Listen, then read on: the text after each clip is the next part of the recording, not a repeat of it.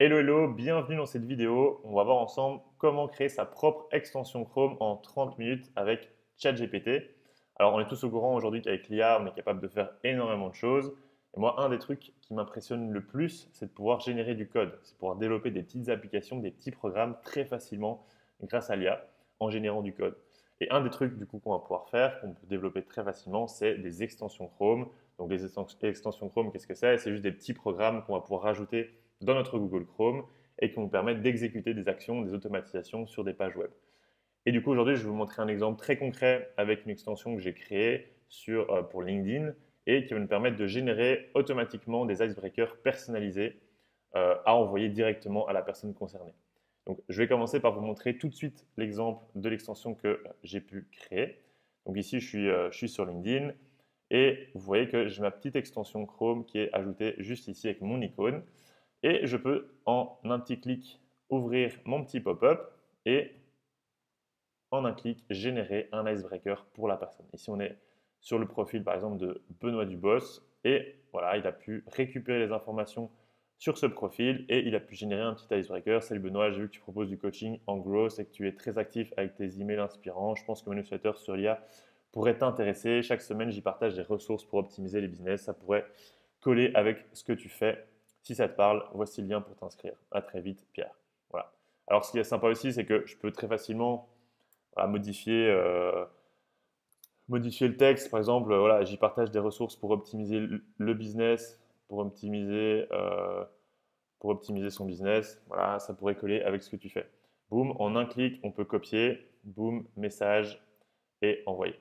C'est aussi simple que ça. Et en fait, ce qui est intéressant, c'est que ça permet de boum, tac, et je peux l'envoyer. Ce qui est intéressant avec ce système, c'est que ça vient prendre en compte évidemment les informations sur la personne. Donc ça vient récupérer, ici pour l'exemple, j'ai fait très simple, je récupère simplement son nom et son titre, mais on peut s'amuser à aller récupérer pas mal d'informations sur la personne pour aller générer du coup automatiquement un icebreaker. Et vous voyez, c'est hyper simple, c'est en un clic, boum, généré. Et cette extension, ça m'a pris franchement littéralement 1 heure grand max pour un peu tester, machin, un peu chipoter, pour être créé de A à Z. Mais vous allez voir que moi, je veux même vous partager des prompts ou des astuces pour aller encore plus vite dans la création de votre extension Chrome. Donc voilà, on est parti. Je vous ai fait une petite checklist hyper facile à suivre pour réaliser toute cette automatisation et cette extension Chrome. Et vous allez voir que je vous ai même créé un petit prompt à copier-coller que vous allez pouvoir utiliser pour générer votre extension. Alors, ce qu'il faut savoir, c'est que pour créer une extension, on va devoir générer des fichiers, du code. Et ça, c'est ChatGPT qui, pareil, va permettre de tout créer. Mais avant de générer ces petits bouts de code, on va devoir créer un scénario sur Make, donc une automatisation sur Make qui va s'occuper de la partie IA, de la partie génération de l'icebreaker. Parce qu'en fait, quand je suis ici sur le profil LinkedIn et que je clique sur le bouton Générer, ça envoie via un webhook. Donc un webhook, c'est une petite URL qui permet de transférer, de partager des données d'un point A à un point B. Et donc via ce webhook, on va envoyer les données qu'on a sur la personne à Make, Make qui est un outil d'automatisation. Et c'est sur Make qu'on va pouvoir créer l'icebreaker, donc créer le petit message personnalisé. Et puis c'est Make ensuite qui nous renvoie le message. Donc si je me rends ici sur Make, j'ai mon scénario qui est du coup bien actif. Et vous allez voir, je peux même vous montrer un exemple en direct. Quand j'active mon scénario ici, que je me rends sur ma petite extension, je clique sur Générer, et là vous allez voir que, boum, voilà, l'automatisation s'est lancée. Il a bien reçu les informations, le nom et le titre de la personne. Ici, on a un petit module ChatGPT qui vient avec un prompt. Donc ça, c'est un prompt que moi-même j'ai rédigé qui va permettre de générer l'icebreaker. Et ensuite, je donne les informations sur le profil. Et ça permet de générer, boum, une petite réponse. Donc ça permet de générer le message. Ce message qui est ensuite renvoyé à mon extension Chrome via la même URL. Ça s'appelle un webhook response. Et donc là, il va aller renvoyer, boum, le message à mon extension qui du coup me l'affiche. Voilà, comme ça, vous avez une idée de comment fonctionne le process dans son ensemble. Donc ce que vous allez devoir commencer à faire, c'est de récupérer ici le blueprint que je vous ai partagé. Donc, c'est exactement la même automatisation que vous venez de voir. Donc, vous vous rendez sur le lien, vous faites juste ici télécharger. Ensuite, vous vous rendez sur LinkedIn, sur Make, pardon. Vous faites 3 petits points ici, importer Blueprint. Voilà, et vous sélectionnez le fichier et vous l'ajoutez. Vous allez du coup avoir cette automatisation qui va apparaître. Ce que vous allez devoir faire pour configurer correctement cette automatisation, c'est d'abord créer un webhook. Donc pour ça, ultra simple. Vous allez simplement ici vous rendre sur le premier module et faire ajouter. Vous nommez votre webhook et ensuite vous faites sauvegarder. Et vous allez avoir une petite URL ici qui va s'ajouter, qui va se créer. Et c'est cette URL-là qu'on va devoir partager à ChatGPT par la suite. Avant ça, on va d'abord juste configurer le module OpenAI. Donc pour ça, pareil, vous cliquez dessus et vous allez devoir connecter votre compte OpenAI sur Make. Donc pour ça, vous allez juste cliquer sur Ajouter ici. Vous pouvez renommer également votre connexion. Et ici, on va devoir ajouter la clé API qu'on va retrouver sur OpenAI. Alors pour retrouver ça, très très simple, on va sur openai.com. Voilà, on va aller dans Produits, API, Login.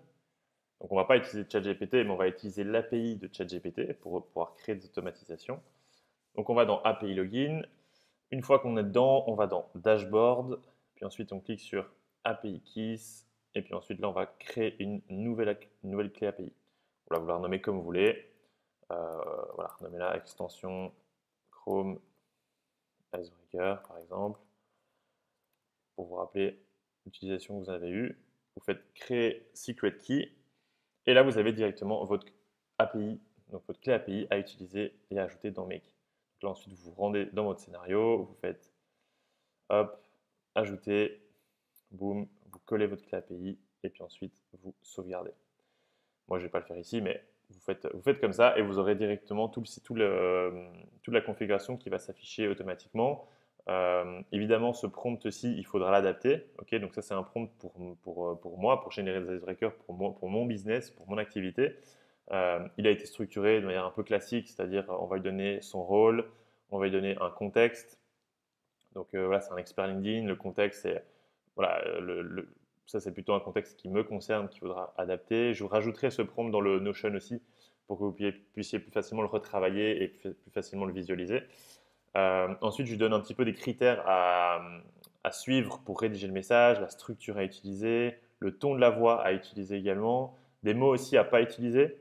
Parce que j'ai déjà remarqué que quand il génère des icebreakers ou des messages d'accroche, il a parfois tendance à un peu trop s'emballer dans son message en disant voilà, à quel point c'est incroyable, impressionnant, j'adore ce que vous faites, etc. Alors que moi, je trouve que ça fait trop fake, ça fait trop prospection IA de faire ça. Donc, quand je vois qu'ils utilisent des mots qui pour moi font trop fake, ben, j'en prends note et je les ajoute chaque fois dans le prompt, dans les mots à pas utiliser.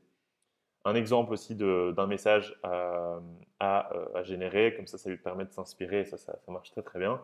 Et ensuite, on rajoute les variables à utiliser pour générer l'icebreaker. Donc ça, c'est les variables qu'on récupère de notre extension. Donc c'est l'extension qui envoie ça à Make. Et ChatGPT va utiliser ces deux variables. Donc pour l'instant, il y a juste le nom et le titre, mais on peut aller plus loin si on veut. Et c'est ça qu'on va utiliser pour générer du coup l'icebreaker personnalisé. Voilà. Donc le reste, moi j'ai mis un max token de 500 et vous pouvez faire juste OK. Et ensuite, on a juste le webhook qui va aller envoyer le résultat si le scénario s'est bien réalisé. Voilà, ça c'est juste pour la partie make. Donc normalement, vous devez juste configurer ça, ça va assez vite. Ensuite, vous pouvez bien sauvegarder votre scénario. Et puis ensuite, on va continuer le process, donc continuer la checklist. Une fois qu'on a bien importé ce scénario, on va pouvoir aller utiliser du coup le prompt que je vous ai partagé qui va vous permettre d'aller générer tous les fichiers utiles pour notre extension. Donc en fait, je vous ai un tout petit peu pré-mâché le travail en, euh, en rédigeant ce prompt. Maintenant, vous pourriez envisager, si vous voulez faire l'exercice, vous pourriez envisager juste en écrivant « Je veux créer une extension Chrome qui va faire ça. Voici le webhook, voici l'URL à laquelle il faut envoyer les données. Let's go. » Et puis ensuite, à toi de faire tes tests, à toi de tester, faire des va-et-vient, etc. Moi, je vais juste un peu pré-mâcher le travail pour pouvoir aller plus vite. Mais dans tous les cas, ça fonctionne. Donc ici, vous allez pouvoir copier votre prompt. Et en fait, moi, je l'ai juste un peu pré-travaillé sur base de mes tests, juste en définissant les différents éléments qu'il doit définir. Et en définissant aussi certains petits trucs pour rendre le, le truc un peu plus sympa. Parce que j'ai déjà pensé aux petites fonctionnalités très très basiques à ajouter, comme l'option de pouvoir copier le texte en un clic, comment afficher l'icebreaker en retour, quels sont les fichiers à générer pour pas qu'il y ait trop d'erreurs au début. C'est pour gagner du temps, mais vous pouvez très bien faire ça. Ensuite, on se rend dans ChatGPT, on colle notre prompt, on va juste devoir récupérer l'URL du webhook que Make nous donne et à insérer dans notre prompt. Donc ici, vous avez une section voilà, URL au webhook. Vous changez cette variable par votre URL, clac, et ensuite vous lancez. Voilà. Et par magie, vous allez voir du coup tous les fichiers qui vont automatiquement se générer, donc tout le code de votre extension qui va se faire générer par ChatGPT. Donc ça, c'est assez ouf. Et donc, il va vraiment créer le code correspondant à vos besoins pour votre extension. Donc là, on a le manifeste. Donc ça, c'est le fichier principal qui va définir toutes les permissions, définir aussi comment est réfléchi, comment est configuré un peu la structure de votre extension. Le content.js qui permet d'aller réaliser des actions sur la page, d'aller récupérer les informations sur la personne, donc le nom et le titre. Ça, c'est le pop-up HTML, c'est un peu la structure visuelle de votre pop-up, à quoi il va ressembler et quel est le texte, vraiment le contenu de ce pop-up. On a aussi le pop-up.js qui est là plutôt les actions, les automatisations qui vont être réalisées, d'aller envoyer par exemple les informations à notre webhook. On voit qu'il y a notre webhook qui est bien ajouté ici. Et c'est là qu'il va aller envoyer le nom et le titre par exemple.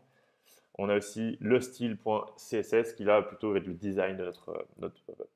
Voilà, tous ces fichiers, on va devoir les enregistrer dans notre ordinateur et puis ensuite les ajouter directement dans les extensions Chrome euh, de Google. Donc voilà, alors là pour le process, c'est relativement simple, mais c'est un petit peu chronophage. C'est qu'il faut chaque fois copier le code, il faut quand même un petit peu travailler, hein, l'IA ne peut pas tout faire à notre place. Donc là ici, on va devoir utiliser un espèce de bloc-notes. Alors je vous ai mis dans le Notion, hein, pour les Mac, il y a TextEdit qui est très bien, et pour Windows, il y a Notepad, que je ne connais pas, mais qui apparemment est similaire à TextEdit. Et donc, vous pouvez utiliser ces outils-là pour aller créer vos documents. C'est important d'avoir un système de, de bloc-notes et surtout pour pouvoir ensuite convertir le contenu au format texte, au plain text, plutôt que d'avoir ça ne fonctionnera pas avec du Word ou du Google Doc, etc. Donc faites attention à bien utiliser ce genre d'outils. Ensuite, vous allez pouvoir donc coller le code, vous faites bien format, convertir au format texte, et ensuite, vous pouvez chaque fois récupérer le nom du fichier. Là, ici, par exemple, c'est manifest.json. C'est important de chaque fois récupérer exactement le même intitulé à la lettre près, hein, c'est important. On fait manifest.json, enregistrer, ici, utiliser en .json, on met oui, boum, suivant, copier le code, content.js maintenant. Donc on fait chaque fois un nouveau document, on colle, format, convertir au format texte, boum, on prend le content.js qu'on vient pour sauvegarder notre fichier, tac. En fait là vous faites exactement ce process pour tous les fichiers. Donc voilà, j'ai terminé de créer tous les différents fichiers pour mon extension. Donc normalement vous êtes censé arriver à 5 fichiers au total. Et ensuite, dès que vous avez fait ça, vous pouvez créer un nouveau dossier. Un dossier qu'on va renommer au nom de notre extension. Moi, je vais le nommer Icebreaker Generator Test Vidéo. Tac. Et je vais simplement aller ajouter tous les différents fichiers dans ce dossier. Donc, c'est le dossier qu'on ira du coup ajouter dans les extensions Chrome. Et l'étape d'après, c'est d'aller ajouter l'icône 16, 48 et 128 dans ce même dossier.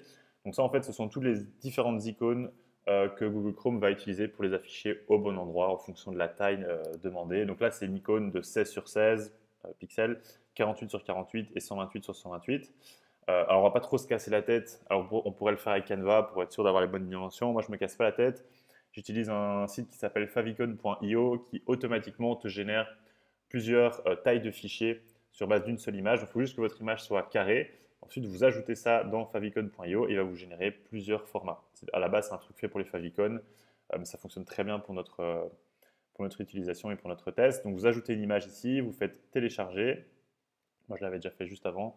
Hop, et ensuite, vous ouvrez et vous avez un fichier qui va aller récupérer, où il a généré du coup plusieurs formats, plusieurs tailles de fichiers, plusieurs tailles d'images. Et donc on va aller prendre la 16 sur 16, on va aller la renommer icon16.png. C'est important d'avoir exactement le bon intitulé, sinon Google Chrome ne retrouvera pas tes icônes et il y aura des messages d'erreur.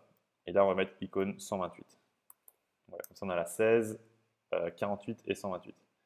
Boum, je les récupère et je les ajoute dans mon dossier. Donc voilà, normalement, vous devriez arriver à cette étape-ci. Donc vous avez 5 fichiers ajoutés et vos 3 icônes. Donc là, normalement, on est bon. Et on peut passer du coup à l'étape d'après qui va être d'ajouter ce dossier dans nos extensions. Donc ça, c'est assez simple. On se rend simplement sur Google et on va cliquer sur la petite pièce de puzzle juste ici. Et on va aller appuyer sur gérer les extensions. Et ensuite, quand on arrive ici, alors normalement, vous allez arriver dans une interface qui sera comme ceci. Vous n'avez pas par défaut le mode développeur activé, mais il vous suffit de cliquer ici et vous allez activer le mode développeur et on pourra du coup ajouter notre extension. Nous, on va cliquer sur charger l'extension non impactée. Qu'est-ce que ça veut dire? Ça veut simplement dire qu'on va garder notre extension et nos fichiers en local sur notre ordinateur et on ne va pas aller partager notre extension directement chez Google. L'avantage de ça, c'est que si on doit faire des modifications, c'est super simple. On doit juste modifier nos fichiers directement chez nous et ça remet à jour directement l'extension. Et on n'a pas besoin d'être approuvé par Google. Personne d'autre peut utiliser notre extension. Donc, on utilise notre API OpenAI. Donc, on n'a pas envie que d'autres personnes viennent utiliser notre extension. C'est vraiment fait pour les tests et pour vraiment créer des extensions pour notre propre utilisation. Maintenant, si vous voulez vraiment commercialiser une extension et la rendre publique, alors il faut impacter l'extension et il faut la partager auprès de Google et ça demande une approbation de la part de Google. Donc voilà, nous on va cliquer sur charger l'extension non impactée et on va cliquer sur notre dossier, donc dossier qu'on vient de créer, boum, et ça s'est bien ajouté. Alors, étonnamment, ça s'est ajouté très facilement. Alors d'habitude, vous pourriez avoir des petites erreurs.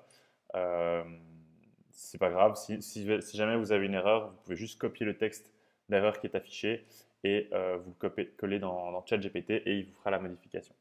Une fois que vous avez ajouté du coup votre dossier, on va aller dans Détails et on va juste cliquer sur Épingler à la barre d'outils. Boum. Et du coup, j'ai bien mon extension qui s'affiche juste ici. L'étape d'après, c'est de tester. Il faut tester et voir si tout fonctionne. C'est possible que vous ayez des petites erreurs au début, ça arrive et ce n'est pas un souci parce qu'il suffit de les redonner à ChatGPT et il se charge de les résoudre. J'ouvre l'extension, donc vous voyez que mon affichage, ben voilà, il ressemble à ça. Je peux bouger la petite zone de texte. Vous voyez que ce n'est pas le même affichage que l'extension que je vous ai montré au début, c'est normal parce que ben là, c'est ChatGPT qui a décidé de mettre ces couleurs-là, cet affichage-là. Si jamais, je peux aussi décider de modifier le visuel. Je vais cliquer sur Générer. On voit que c'est en cours. Et voilà, on voit que j'ai bien, du coup, mon texte qui a été généré. Et je peux aller checker aussi dans Make. Et je vois que, bah, du coup, hop, il a bien récupéré. Ah, par contre, on voit qu'il y a une erreur. Salut, machin, et il n'y a pas le nom et le title. Ok, donc là, on a une petite erreur. Par contre, ce qui est très bien, c'est que bah, notre pop-up, déjà visuellement, il est OK. Il n'est pas incroyable, hein, on devrait mettre des petites couleurs, etc. Mais il est OK. Le texte, la zone est modifiable, donc ça c'est bon. Par contre, on ne reçoit pas les informations. Donc je peux voir qu'ici, j'ai un nom, un title et une description, mais qui sont vides. Donc je vais juste maintenant m'assurer de... boum, je vais même récupérer ça. Alors moi, je n'ai pas forcément envie d'avoir la partie description, mais voilà, hop, je vais lui demander d'enlever la partie description. Donc ce que je vais faire, c'est que je vais lui dire adapte le prompt, le script pour envoyer correctement les données via le webhook. Voici les données que reçoit le webhook actuellement.